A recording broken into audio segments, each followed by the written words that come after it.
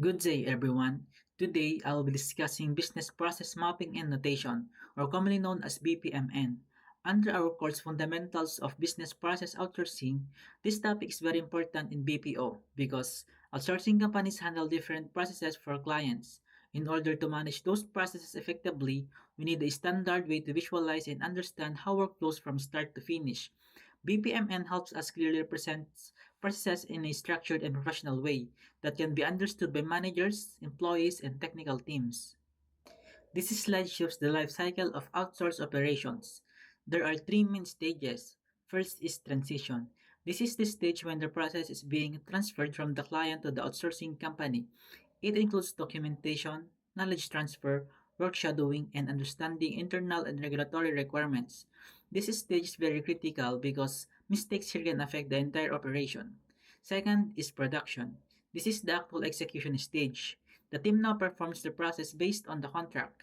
This includes performance reporting, issue management, risk management, and change management.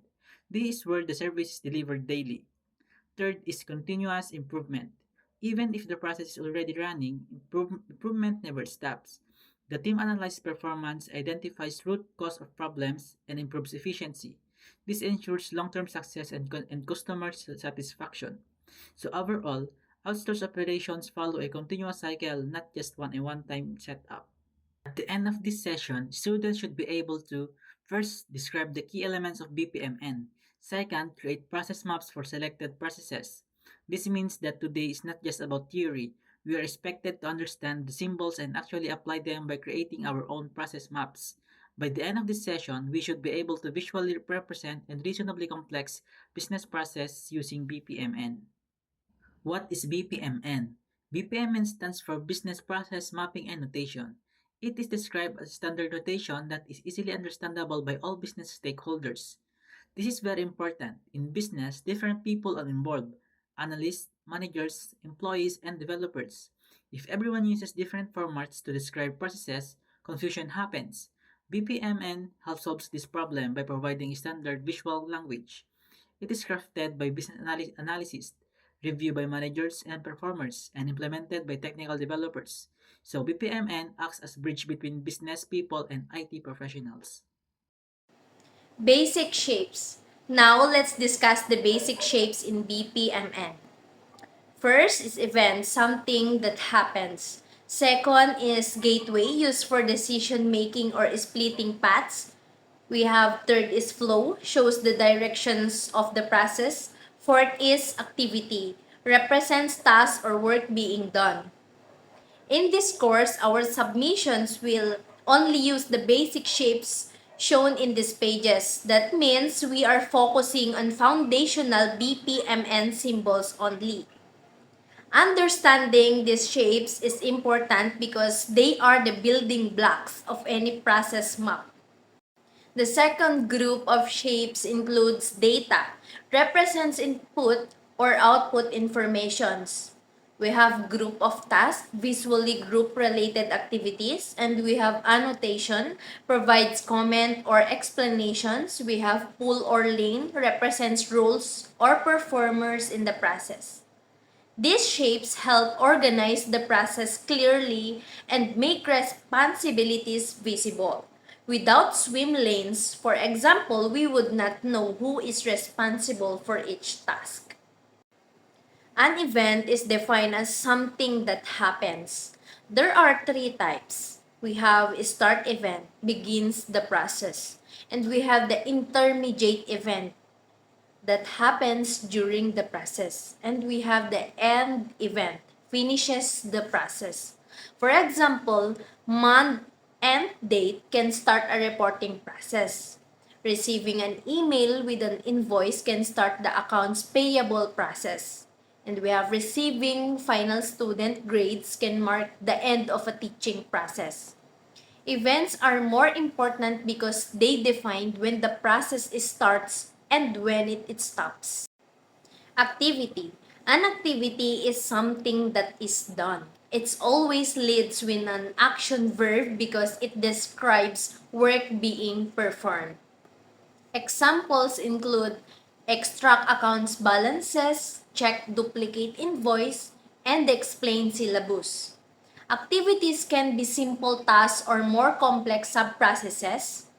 Activities are the core of the process because they represent actual work. Gateway. Gateway is used for decisions making or managing multiple flows. There are two common types. The first, the first common is exclusive gateway. Marked with an X, only one path is chosen.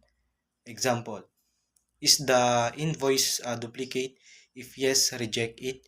If no, process it. And the second is parallel gateway. Marked with a plus sign, multiple activities happen at the same time. Example is after billing templates is received accounts receivable and accounts payable enters and created simultaneously.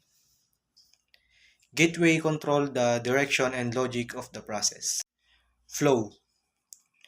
Flow connects tasks and show directions. It is represented by arrows. Without flow, the diagram would not make sense because we would not know what happened next. For example, after checking for duplicate invoice, the next step is generating the account payable entry. Flow ensures logical sequence. Data.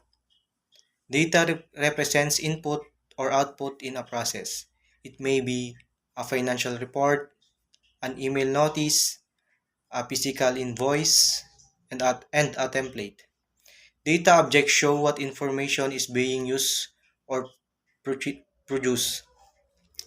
Process do not operate without data. So this symbol is very important. Group of tasks. A group of tasks is visually groups related activities. For example, pay supplier may include generate balance sheet entries, issues, check payment requests, pay supplier, get official receipt. Annotation. Annotation is used for comments or explanation. It does not affect the process flow. It simply adds extra information. For example, check payment requests are processed on every Thursday. Same as onshore process, annotation improve clarity and understanding. Swim lane. Swim lanes represent role or performance. All activities done by the same person or team are placed inside the same lane. If another role performs a task, it is placed in a different lane. For example, the accountant checks duplicate invoices and requests payment.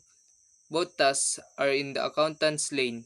Approval by the company head is placed in another lane.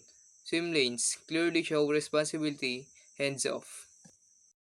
Customer support example. This slide show an example of a customer support process using BPMN. It includes start event, end event, gateways annotation, and swim lanes. This example demonstrates how BPMN elements work together to form a complete process map. It helps business user visualize and review processes clearly. Customer support expanded. This expanded version shows more detailed action inside each swim lane. It breaks down the process further for deeper understanding. This is helpful for reviewing responsibilities, identifying bottlenecks, and improving the workflow. By expanding the process, we can analyze where delays might happen and how coordination between roles occurs.